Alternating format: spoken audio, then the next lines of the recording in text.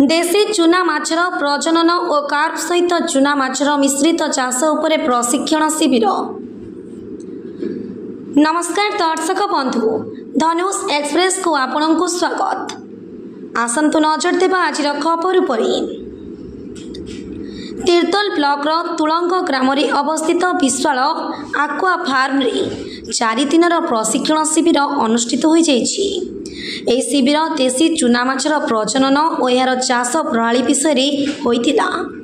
एथरो बांग्लादेश आसीथिबा सरकारी ऑफिसर, मत्स्य चाषी, विश्वविद्यालय प्रोफेसर समेत 9 जन जोग देथिले। सेमानंकु एही चूना माछर प्रजनन पद्धति विषय ज्ञान प्रदान करागला।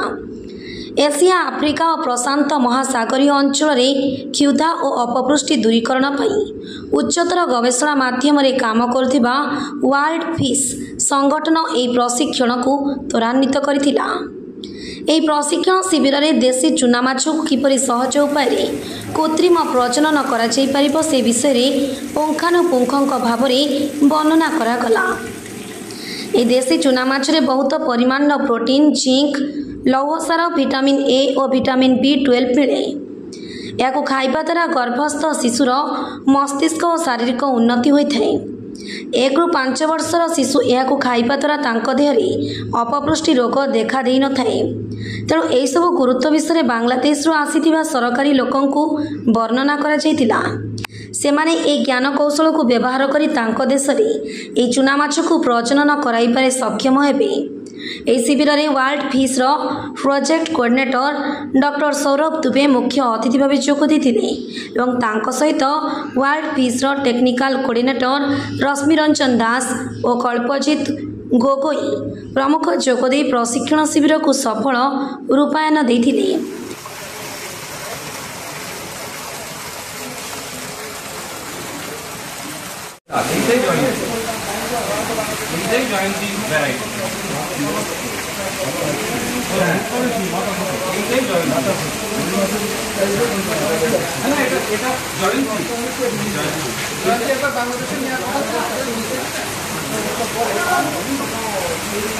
एमानंक सहित विशाल एक टेक्र मालिक सौरभ कुमार विशाल और world fish project assistant Vibhuti Bhushan दास मध्य उपस्थित रही प्रशिक्षण शिविर समापन करथिले। दास वर्ल्ड फिश तरफ टेक्निकल कोऑर्डिनेटर भाव काम करे। तेणु आमर एठी विश्वाल फार्म रे आमर SIS माने स्मॉल इंडिजिनस स्पेसीज सब ब्रीडिंग करा जाउची। आमर पोहला, महुराली आउ करांडी आउ आपनकर छोट कंटिया ते सब ब्रीडिंग करा जाउची। तेणु आमे प्राय महुराली भल भाव ब्रीडिंग कर सारूँ। आउ ता बाद आमर पोहला आज ब्रीडिंग हेची भल भाव माने ब्रीडिंग हेची। आउ आमर आसीथिले ट्रेनिंग बांग्लादेश आमर 9 जन ट्रेनिंग आसीथिले गवर्नमेंट ऑफिशियल्स एंड एंटरप्रेन्योर एवं फिश फार्मर सब आसीथिले। सेमानंकु 4 दिन हला आमे ट्रेनिंग देई चालिचु एवं सेमाने एठी आमर एठी ज्ञान कौशल जहाँ आविष्कार करा जायछि सब ज्ञान कौशल विषय आमे तांकु अज्ञ कलु बा तालीम देलु। तेणु वर्तमान आहुरी आउ गोटे दिन लास्ट दिन अच्छी तेणु आम सबू यही ज्ञान कौशल विषय एवं यही प्रोजेक्टर इम्पोर्टाट विषय आम सब बुझेलु।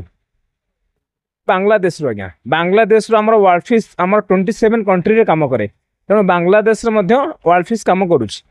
तेणु सेठू आमर गवर्नमेंट ऑफिशियल्स जो मैंने गवर्नमेंट थ्रू रे आमर काम करा गवर्नमेंट कोलाबोरेशन है। तेणु गवर्नमेंट आमर ऑफिसर मैंने सेठू आसी ट्रेनिंग दि जाउची ता सहित वर्ल्ड फिश स्टाफ सहित आसुँच। आम एठी जो ज्ञान कौशल एठू माने आविष्कार करिजु बा उद्भावन करिजु से ज्ञान कौशल आम ट्रांसफर करा जाउची।